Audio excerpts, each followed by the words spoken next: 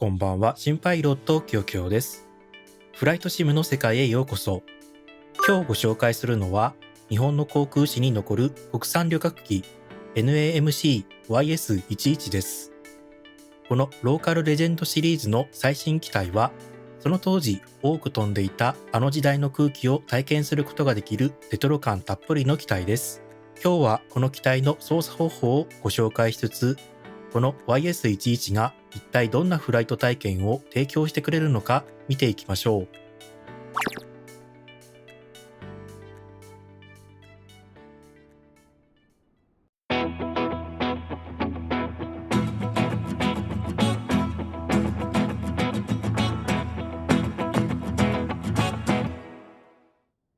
今回のカラーリングはフライトシム .to で配布されているエアー日本カラーを選んでみました。やはり当時を飛んでいた機体のカラーリングは格別なノスタルジーを感じさせてくれますね。この YS11 を開発したのはエアバスアドオンでおなじみのイニビルズさんです。このメーカーさんはカジュアルなフライトとある程度のリアルな操作、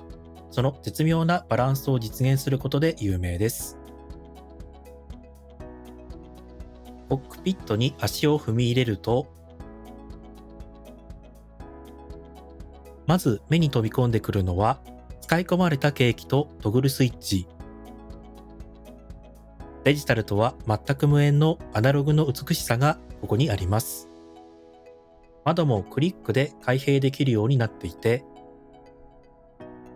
シートポジションや客室もこの通りしっかりと用意されています。乗務員用のマニュアルでしょうか、一部ひらがなの子が漢字のいになっているなど、ちょっとしたご愛嬌はありますが、海外のメーカーがこれだけ日本にフォーカスして作ってくれたことを考えれば、愛すべきチャームポイントと言えるでしょう。後部にある狭いギャレーも時代を感じさせてくれる要素の一つです。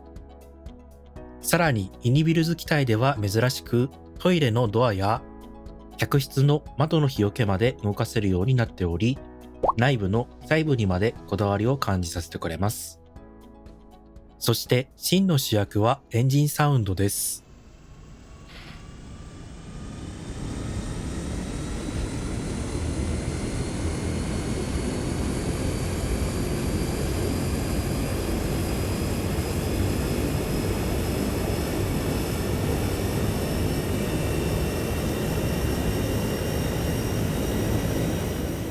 YS11 はロールスロイスダートエンジンを搭載していますが、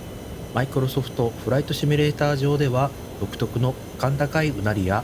パワーを上げた際にはターボプロップのサウンドが響き渡ります。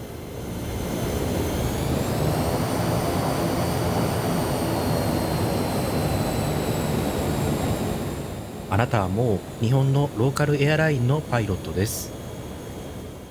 YS11 はその頑丈な設計とダートエンジンのおかげで短距離離着陸性能に優れていました。シムの中でもその特性はしっかり再現されています。特に低速での安定性は抜群ですが、その分トリム操作は頻繁に必要になります。また機体重量が重いからなのか、結構上昇するスピードは遅いです。実際の機体は油圧がなく、操縦桿と動翼をケーブルにより直接つなげているため、長時間のフライトではパイロットの腕がパンパンになる逸話もあったそうです。フライトシムではそのフィジカルな苦労をすることなく、純粋に手応えのある操縦を楽しめます。しかも操作しやすいようにオートパイロットや GPS も搭載されていますので、長距離の飛行も安心です。着陸時は YS11 の強力なフラップで大きな効力を生むため、フルフラップを使用する際はドラッグの計算を入れた慎重なパワーマネジメントが求められます。このアナログ機ならではの飛ばしているという手応えこそがこの YS11 の醍醐味と言えます。ローカルレジェンドシリーズで追加される機体は超詳細なシステムの再現ではないことを理解しておく必要があります。ただ、基本的なスタートアップ手順や重要な回路の一部は機能しており、カジュアルなフライトとある程度のリアルな操作の両方を楽しめる良質なバランスを保っています。複雑すぎる操作に悩まされることなく、プラスチック機体で日本の地方路線を VFR や VOR を使って飛び回るには必要十分です。さあ、ここからは YS11 を日本の空へ飛び立たせるための具体的な操作手順をご紹介していきます。まずは機長席左手にあるタブレット型 EFB を操作します。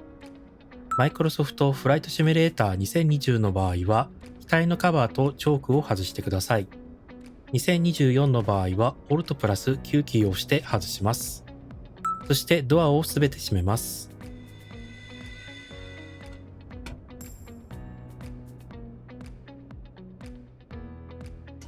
外部電源を接続します。頭上にあるオーバーヘッドパネルへ移動し、バッテリーと外部電源を接続します。非常灯をオンに、無線の電源とファンをオンにします。ナブライトをオン。次にマイクロソフトフライトシミュレーターのタブレットを使って燃料と乗客、貨物をセットします。副機長席の足元にある燃料ゲージを確認して燃料がきちんとセットされてあるか、針が動くか確認しておきましょう。コード系の気圧を調整します。お手元のキーボードで2020なら B キー、2024ならカンマキーを押してセットしてください。副機長席の左側を見てスピルスイッチをオンにします。その横にある3つの油圧用ゲージ、特に左側を見て客室の高度が8000フィートのような異常に高い数字になっていないかを確認してください。もし異常を見つけたら、隣の黄色い緊急減圧用ハンドルを下げてください。続いて、スロットルレバー右下にあるフューエルトリマーをチェックします。これは離陸と着陸時などに適切な燃料と空気の混合比を設定するものです。実機では外気温によって50% や 100% にする必要があり、エンジン始動後も微妙な微調整が必要な重要な計器ですが、残念ながらイニビルズさんの機体では操作してもフライトへの影響はほぼありません。こんなのがあるんだ程度に覚えておけば OK です。ちゃんとやりたい方は15度以上の外気温の場合 50% に、それ以下の温度であればゲージの針を右側に動かして 100% にしてください。その後、エンジンの TGT が770度を超えないように調整します。YS11 のレバー周りについてざっくりご紹介します。左右のダイヤルはエレベータートリムホイールです。これを使うことで操縦桿をずっと押さえつけたり、引いたりする必要がなくなり、楽に安定した飛行ができます。左側の白いレバーはその右側にあるスロットルレバーのロック機構です。レバーが不意に動いてくれるのを防いでくれます。残念ながらイニビルズさんの機体では特に反応しません。真ん中にあるのがローストップレバー。プロペラのピッチを急激に変えるもので、飛行中はフライト、地上ではグランドに設定します。着陸時にグランドに設定することで機体の減速を助けてくれます。マイクロソフトフライトシミュレーターではスポイラーの切り替えに割り当てられているので、事前に設定しておくと便利です。その右側にあるのは HPC 高圧燃料コックです。エンジンへの燃料供給をコントロールしてくれます。赤いレバーはガストロックで、風で動力がパタパタしないようにロックしてくれます。ちなみにフラップは中央のスイッチで操作でき、このゲージで角度を確認できます。最大35度まで下ろせます。トランスポンダーにスコープコードをセットしたら、シートベルトサインと禁煙サインをオンにして、いよいよエンジンスタートです。現代の飛行機のような補助動力装置がない YS11 は、このゲートでエンジンを始動します。エンジンの火災警報を確認したら、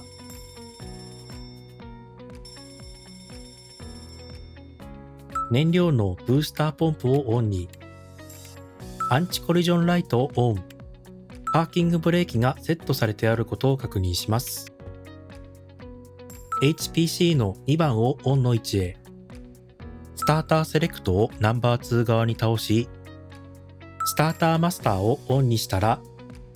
左のボタンを4秒間押し続けます。これでエンジンが始動します。エンジン回転数のゲージの針が安定したら、HPC を一番前まで倒します。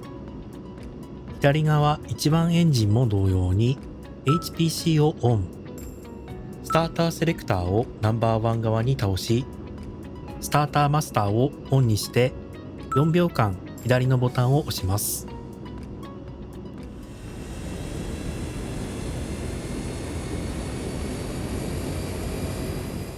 両エンジンが始動したら、スターターセレクトをオフ、スターターマスターをセーフにします。続いて、ウィンドウヒートと気筒ヒートをオンにします。ジェネレーターとインバーターをオンにして、ナビゲーション装置を使えるようにします。オルタネーターもオンにして、警告灯が消えていることを確認してください。寒い環境を飛ぶ場合は、凍結防止用の装備も有効にしておきましょう。最後に外部電源をオフにして、EFB 上で外します。これで準備完了です。今回は羽田から小牧へ向かうルートをセットします。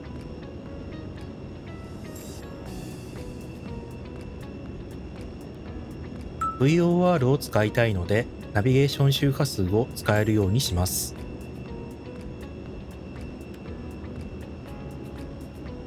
プッシュバックが完了したら、フラップを10または15にセットします。ガストロックをオフにします。その場で操縦桿とラダーペダルが動くかをチェックしておきましょう。タキシーライトをオン。パーキングブレーキをリリースして、ゆっくりと滑走路前まで移動します。離陸の許可がもらえたら、ランディングライトを展開します。トランスポンダーをオンにします。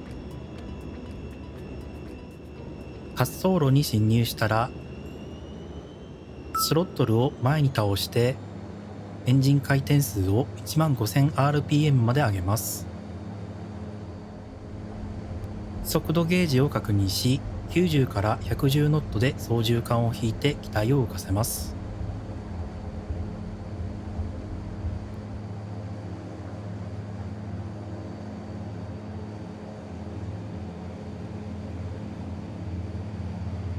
やー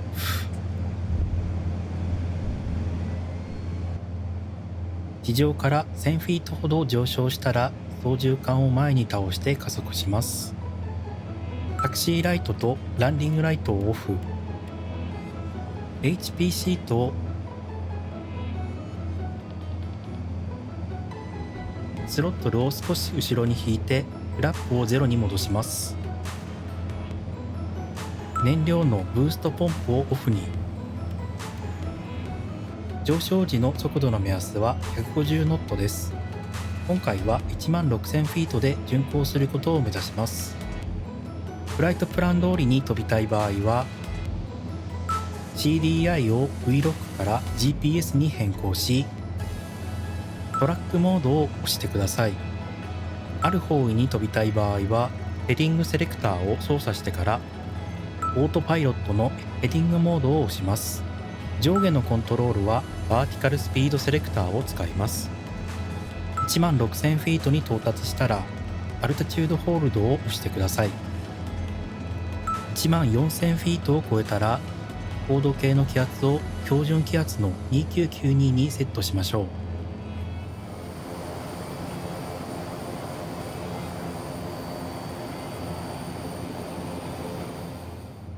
早くも降下のタイミングです。アルタチュードホールドを解除したら、バーティカルスピードセレクターを上方向に回して降下を開始します。この YS11 には地面との高さを表示する対地高度計があるので、小牧空港の DH ミニマムである200をセットしておきます。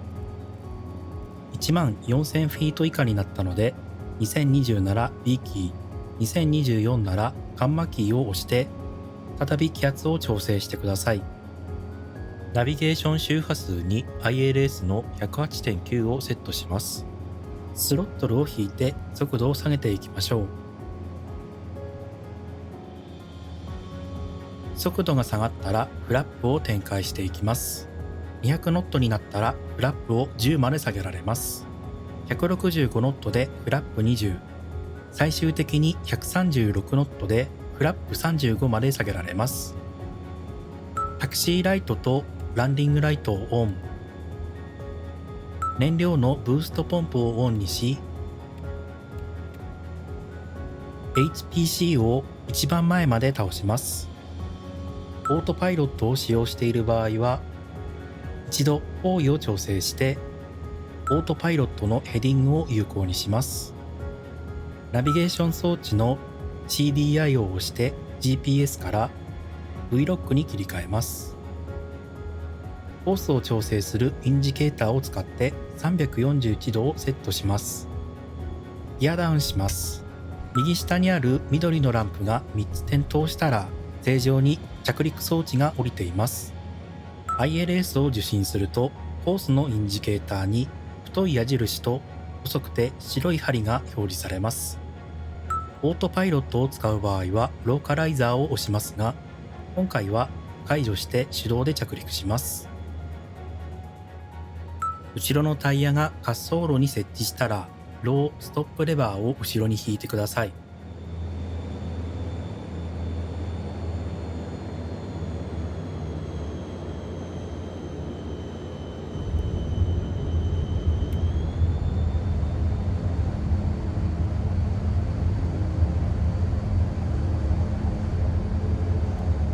リバースの代わりになり、機体を素早く減速させてくれます。ゆっくりとノーズが降りたらブレーキペダルを踏んで減速してください。ゲートに到着し、プロペラを止める場合は HPC をオフにしてください。お疲れ様でした。これで国産旅客機 YS11 でのノスタルジックなフライトは完了です。いかがでしたでしょうか。この空のレジェンドは現在マーケットプレイスで3200円で手に入れることができます。もし価格に迷われている方がいれば朗報です。マイクロソフトフライトシミュレーター2024をお持ちの方は、なんと1日無料でレンタルすることが可能です。まずはこのダートエンジンの独特なうなりと手応えのある操縦をご自身のフライトでぜひ体験してみてください。皆さんもこの YS11 に乗って懐かしい日本の空の旅に出かけてみませんか？最後までご視聴くださりありがとうございました。また次の動画でお会いしましょう。それでは、良いフライトを。